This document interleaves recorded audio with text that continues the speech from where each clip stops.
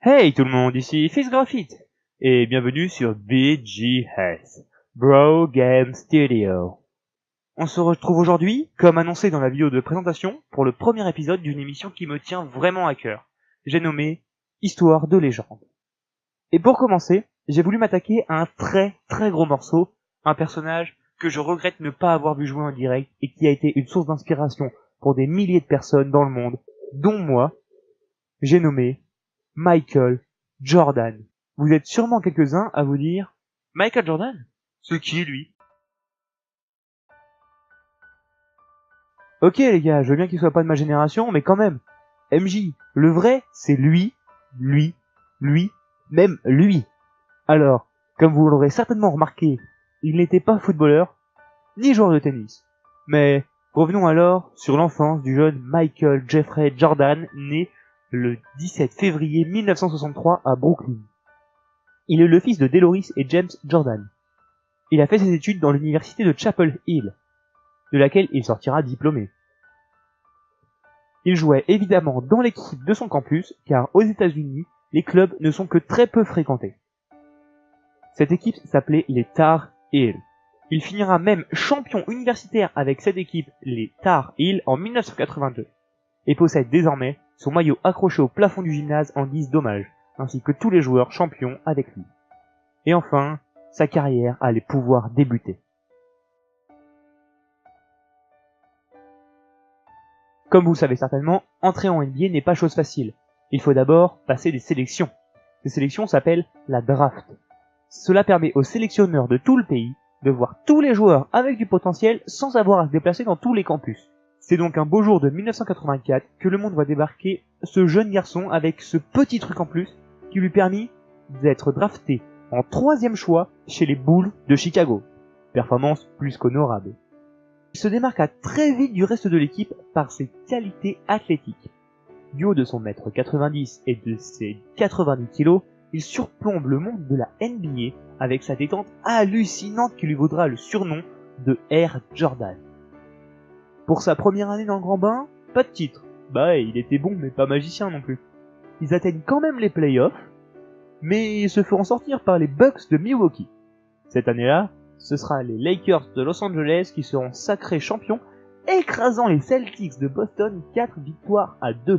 Cependant, Michael n'avait pas de quoi pleurer car il finit quand même premier rookie à être leader de son équipe dans les statistiques, points, rebonds, passes décisives et interceptions. Pour sa 2e année en NBA, les Bulls menés par Michael Jordan n'arrivaient toujours pas à passer les playoffs. Ils échouent de nouveau au premier tour, malgré un match avec 63 points de Michael, qui au terme d'une double prolongation, les Bulls doivent s'incliner face aux Celtics. Cette fois-ci, ces derniers seront sacrés vainqueurs face à leurs grands rivaux de l'époque, les Los Angeles Lakers, éliminés en demi-finale face aux Houston Rockets qui finiront vice-champions. Pour sa 3e saison, Michael Jordan voulait prouver qu'il était enfin digne de gagner. Il fut le 2e joueur après Wilt Chamberlain à inscrire plus de 3000 points en une saison, inscrivant alors sa meilleure moyenne de points en une saison de toute sa carrière, à savoir 37,1 points par match, qui est la 5e meilleure moyenne de la NBA, les 4 premières étant détenues par ce fameux Wilt. Mais cela ne suffisait pas, car il rencontre une nouvelle fois les Celtics en première phase et ils échouent donc à la première étape des playoffs. Et nous avons le droit à une finale des titans, les Los Angeles Lakers contre les Celtics de Boston. Cette fois-ci, la finale sera remportée par les Lakers. Petit aparté, lors du All-Star Game 1988, Jordan sera élu MVP et remportera le Slam Dunk Contest. Il devient ainsi le premier à le remporter 2 années consécutives. Il devient également le premier meilleur marqueur et meilleur défenseur en une seule saison. Pour ce qui est du championnat, son aventure s'arrêtera cette fois-ci en quart de finale face à Détroit, qui s'inclinera en finale contre les Lakers encore une fois. En 89, il se surpassera de plus belle pour réaliser 10 triples-doubles en 11 matchs, ce qui signifie qu'il a, dans ses statistiques, 10 unités dans 3 des catégories suivantes: points, rebonds, passes décisives, interceptions. Pour ce qui est des playoffs, les Bulls graviront une marche supplémentaire en allant jusqu'en demi-finale, où ils s'inclineront une nouvelle fois face aux Pistons de Détroit, qui seront titrés prenant leur revanche sur les Lakers de Los Angeles. Petite anecdote, lors du match qui allait opposer les Bulls aux Orlando Magic en 1990, le 12 janvier pour être précis, dans les vestiaires, les joueurs se rendirent compte que le numéro 23 de Michael avait été volé. Et n'ayant pas de maillot de rechange, ce qui est plutôt surprenant, ils décident de prendre un maillot sans nom qui portait le numéro 12. Cela ne le perturba pas beaucoup car il réussit à marquer 63 points dans la rencontre. Et une nouvelle fois pour ce qui est de la saison, les Pistons élimineront les Chicago en demi-finale et les Pistons seront sacrés une nouvelle fois face à Portland. Lors de la saison NBA de 1990 à 1991 et après des défaites en demi-finale, les Bulls de Chicago, menés par leur numéro 23, sont arrivés la rage au ventre et cela a payé car ils sont sacrés champions NBA, ne laissant aucune chance à leurs adversaires avec un score de 4 victoires à 1 en faveur des Bulls. Arrivés au sommet, après 7 longues années de galère, les Bulls n'allaient plus descendre du trône durant 3 ans.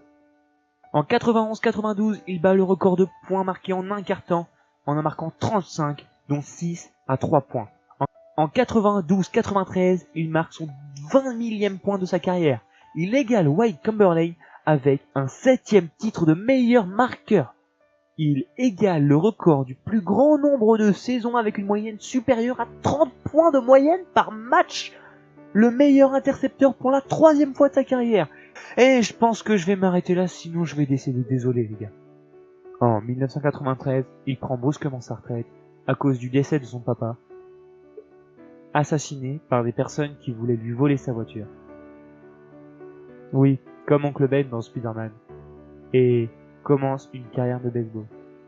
Il revient finalement dans le basket en 1995, toujours chez les Bulls, récupéra 3 titres en 3 ans, au passage, ainsi qu'un record de 72 matchs remportés dans une saison régulière, record battu par les Golden State Warriors en 2015-2016.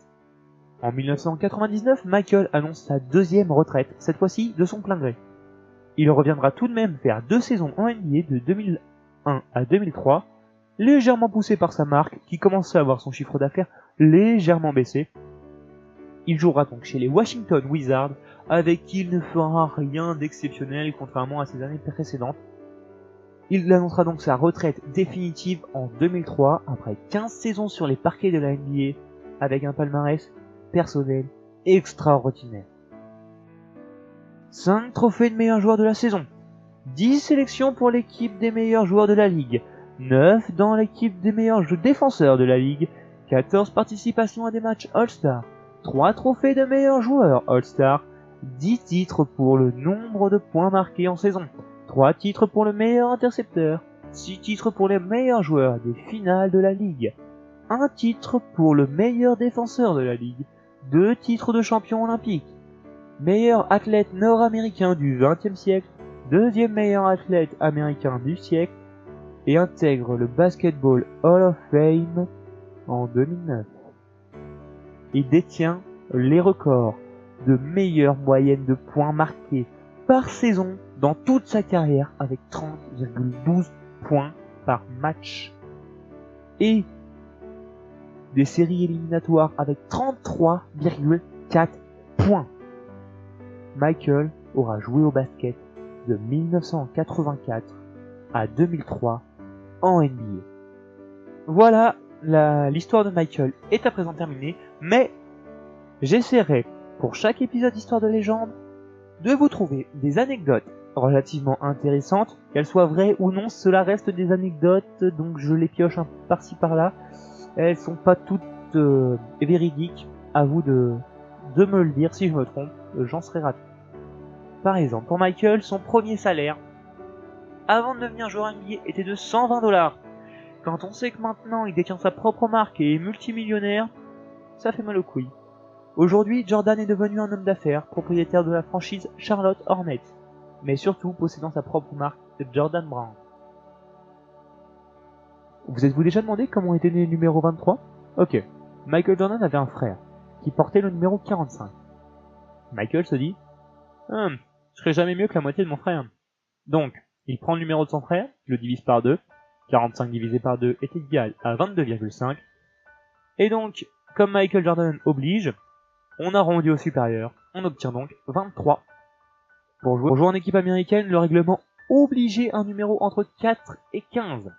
Bon, pas de problème, il prit donc le numéro de son frère, 45, 4 plus 5 égale 9, c'est simple. Il a également porté le numéro 45 lors de sa première retraite en baseball et lors de son retour en NBA pour quelques rencontres.